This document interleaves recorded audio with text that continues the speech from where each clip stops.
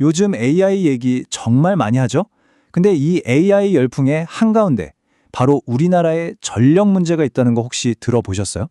이게 그냥 전기 좀 아껴 쓰자 이런 차원의 얘기가 아니고요.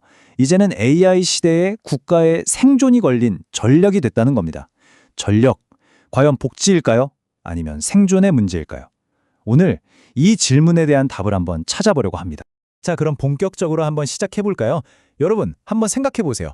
인공지능의 가장 치명적인 약점이 뭘까요? 뭐 뛰어난 알고리즘? 아니면 어마어마한 양의 데이터? 그것도 아니면 복잡한 윤리 문제? 다들 중요한 부분이긴 한데 진짜 아킬레스건은요, 생각지도 못한 곳에 있습니다. 정답은 바로 전기입니다. 네, 전기요.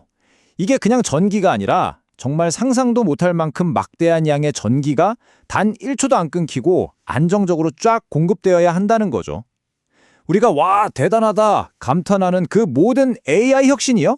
사실은 눈에 보이지 않는 거대한 전력댐 위에 아슬아슬하게 서 있는 거나 마찬가지입니다. 아니 그러면 AI가 대체 전기를 얼마나 잡아먹길래 이럴까요?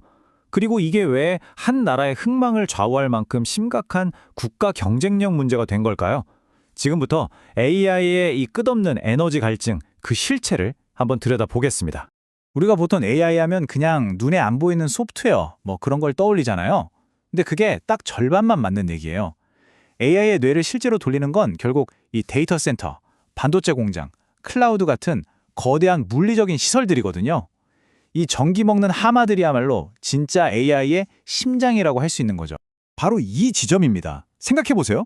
AI가 엄청나게 빠른 속도로 달리는 자동차라고 하면 안정적인 전력 공급은 뭐겠어요? 바로 연료죠. 연료가 없으면 아무리 좋은 차도 그냥 멈춰 서는 겁니다. 이제 전력은 뭐 있으면 좋고 이런 선택의 문제가 아니에요. 산업과 안보가 걸린 이 치열한 경쟁에서 실격패 당하지 않기 위한 정말 최소한의 조건이 된 겁니다. 자, 이렇게 거대한 도전에 맞서서 우리 정부가 꺼내든 카드가 있습니다. 바로 원자력 발전이죠. 그런데 말이죠, 여기에는 다른 나라들은 고민하지 않아도 되는 오직 한국만에 풀어야 하는 아주 특별하고 어려운 숙제가 하나 숨어 있습니다.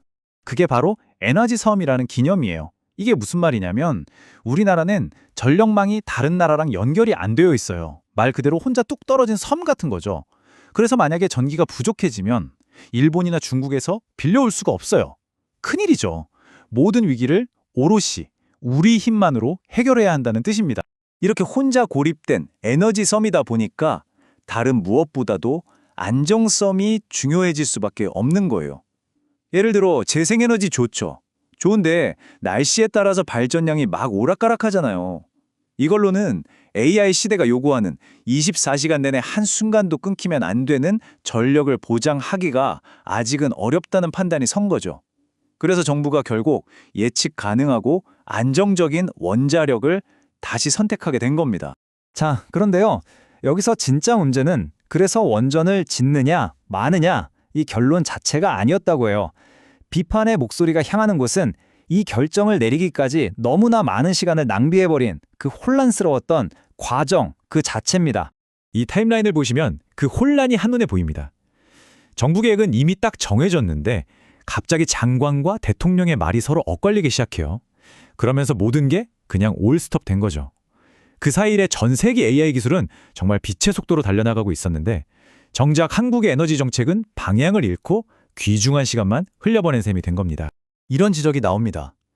전력 정책 신호가 흔들리는 국가는 글로벌 투자 지도에서 가장 먼저 제외된다. 정말 뼈아픈 말이죠. 한번 투자자 입장에서 생각해 보세요.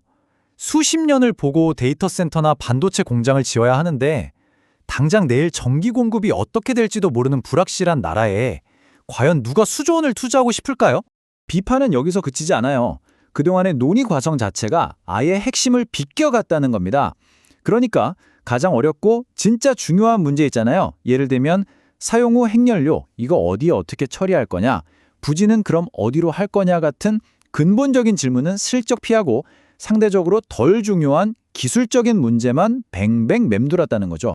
자, 그럼 이 모든 논의를 관통하는 가장 중요하고 또 가장 강력한 메시지는 뭘까요? 그건 바로 전력을 바라보는 우리 생각 자체를 완전히 바꿔야 한다는 겁니다. 이제 상황이 완전히 바뀌었습니다. 전기는 더 이상 그냥 값싸게 누구나 누리는 복지 서비스가 아니라는 거예요. 이 AI 시대에는요, 한 나라의 산업과 미래를 통째로 떠받치는 가장 핵심적인 생존 인프라가 된 겁니다. 바로 이 생각의 전환, 인식의 대전환이 정말 시급하다는 거죠. 그렇기 때문에 이제 우리가 던져야 할 질문은 그래서 원전 더 지어? 말아? 이런 단순한 질문이 아니라는 겁니다. 한국의 미래를 위한 진짜 질문, 그건 따로 있습니다. 바로 이겁니다. 이 거대한 퍼즐을 맞추는 거죠. 단순히 원자력이냐, 태양광이냐, 이렇게 편을 갈라서 싸울 게 아니라 이 모든 걸 넘어서서 AI 시대의 대한민국을 가장 안정적으로 끌고 갈 수 있는 최적의 에너지 조합, 즉 에너지 믹스를 어떻게 만들 거냐, 바로 이게 진짜 핵심 질문이라는 겁니다. 오늘 이야기는 마지막으로 이 질문을 던지면서 마무리하려고 합니다. 그 정책 혼선 때문에 잃어버린 소중한 시간들, 그 책임은 과연 누가 져야 하는 걸까요? AI가 전쟁처럼 벌어지는 이 시대에 예측 가능한 정책, 그리고 그에 따르는 책임이야말로 바로 국가의 경쟁력이 아닐까 싶습니다. 재미있게 보셨다면 구독, 좋아요, 알림 설정까지 꼭 눌러주세요.